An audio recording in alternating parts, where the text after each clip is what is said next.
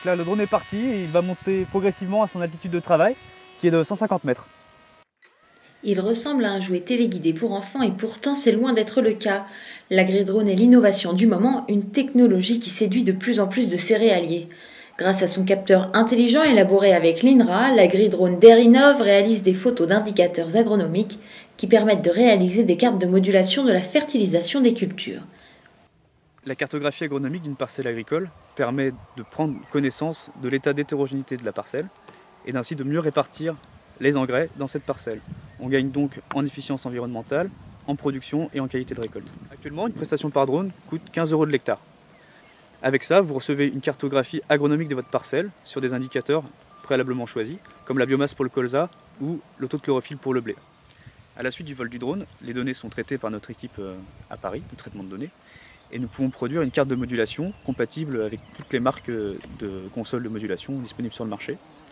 Et l'agriculteur choisit ses caractéristiques de modulation, largeur et longueur des bandes. L'agri-drone qui fonctionne en vol automatisé peut réaliser jusqu'à 100 hectares par heure. Comptez entre 5 à 10 minutes pour réaliser le vol d'une parcelle et 48 heures pour établir les cartes de modulation. Jean-Baptiste Brugman, céréalier dans l'Aube qui exploite un peu plus de 200 hectares, a tout de suite vu le bénéfice. J'y vois un avantage, le poste intrant en particulier d'engrais est l'un des plus importants de l'exploitation.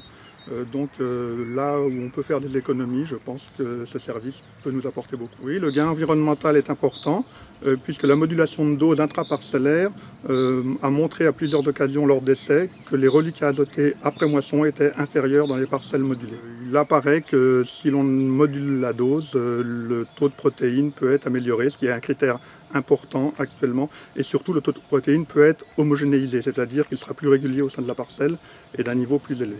Le calcul du besoin d'azote au troisième apport sur blé me fera gagner du temps puisque jusque-là j'utilisais le principe du GPN qui nécessitait une intervention personnelle sur la parcelle qui me prenait pour l'ensemble de mes cultures une demi-journée voire une journée. Moi personnellement à la limite je n'ai même pas besoin d'être présent sur la parcelle et l'opérateur aura besoin d'une heure, une heure et demie pour faire les 80 hectares en cette parcelle. Question matérielle, pas besoin de se ruiner. Pour utiliser ces données lors de la pulvérisation, il suffit d'installer une console d'épandage qui intègre les éléments cartographiés. J'ai fait installer par mon concessionnaire une nouvelle console d'épandage qui me permet d'utiliser la cartographie fournie par Erinov et qui épandra en fonction de l'endroit où je me situe dans la parcelle la dose adaptée préconisée par la cartographie Erinov.